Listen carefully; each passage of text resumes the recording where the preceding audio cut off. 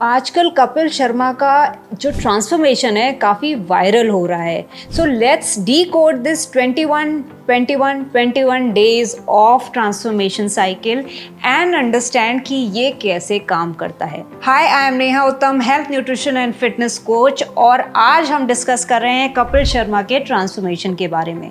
This transformation of Kapil Sharma was designed by celebrity trainer Yogesh Bhateja, और इसमें exactly क्या होता है वो आज हम वीडियो में जानेंगे।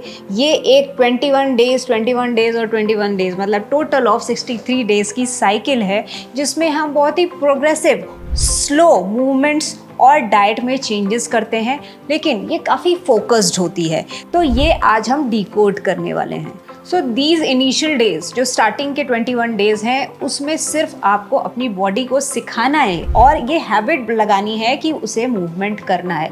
इसके लिए आप लाइट स्ट्रेचेस कर सकते हो, आप रेगुलर वर्कआउट्स कर सकते हो, और आप रेगुलर जो स्कूल में पीटी होती है ना, वैसी एक्सरसाइजेस को भी कर सकते हो।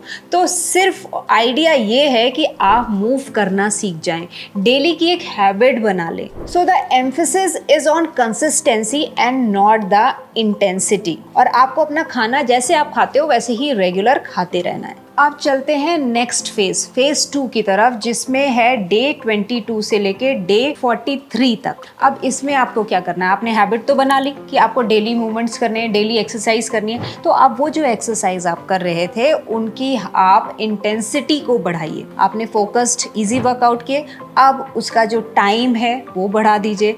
आप अगर इजी वर्कआउट कर रहे थे तो उनको थोड़ा अपग्रेड कर दीजिए। तो आप अपने जो वर्कआउट्स हैं उनमें कार्डियो को इंक्लूड करिए। कोशिश करिए कि थोड़ी सी strength training, maybe body weight से ही सही, स्ट्रेंथ ट्रेनिंग शुरू की जाए, और साथ ही साथ आप HIIT पे भी शिफ्ट कर सकते हैं। तो इससे क्या होगा कि आपकी बॉडी को हाई इंटेंसिटी वर्कआउट की भी आदत पड़ेगी।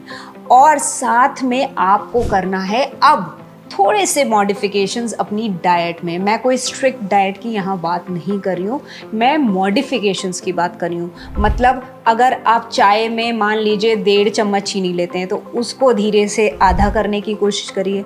आप दिन में 3 चाय लेते हैं तो उसको 2 पे शिफ्ट करिए। अगर आप रात का खाना अगर आप हैवी खाते हैं तो उसे लाइटर मील में शिफ्ट करिए। और अगर आप कार्ब्स ज़्यादा लेते हैं, मान लीजिए 3 रोटी लेते हैं, तो उसको में भी 2 में शिफ्ट करिए और अपनी प्लेट में प्रोटीन का कंटेंट बढ़ाइए।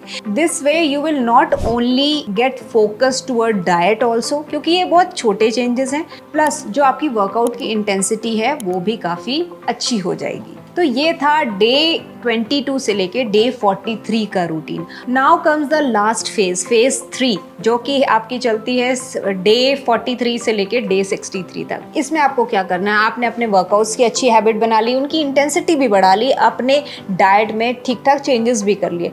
अब आपको अपने इमोशनल डिपेंडेंसीज पे भी काम करना है। अब ये इमोशनल डिपेंडेंसीज क्या होती हैं, जैसे बहुत खुश हुए तो आपने आज पूरे दिन स्वीट्स खा ली, या दोस्तों के साथ बाहर गए तो माइंडलेसली खूब सारा खा लिया, या वीकेंड है तो आप अल्कोहल लेते ही लेते हो। ऐसे बहुत सारी इमोशनल ईटिंग हैबिट्स हैं जो आप करते हो। तो अगर आपने इन पे काबू पा लिया तो ये आपकी फेज 3 आपकी यहाँ पे कवर होती है। तो ये पूरा जो 21 डेज और 21 डेज 3 फेज में डिवाइडेड है, इसमें हमने टारगेटेड चीज़ें की। जैसे पहले 21 डेज़ में हमने वर्कआउट्स पे फोकस किया, सेकेंड 21 डेज़ पे हमने डाइटरी चेंजेस किए, और तीसरे 21 डेज़ में हमने अपनी इमोशनल जो ईटिंग है उस पे कंट्रोल किया है। दिस वे हमने होलिस्टिकली अपनी लाइफ में बहुत सारे बड़े चेंजेस कर दिए और आपको मालूम भी नहीं पड़ा।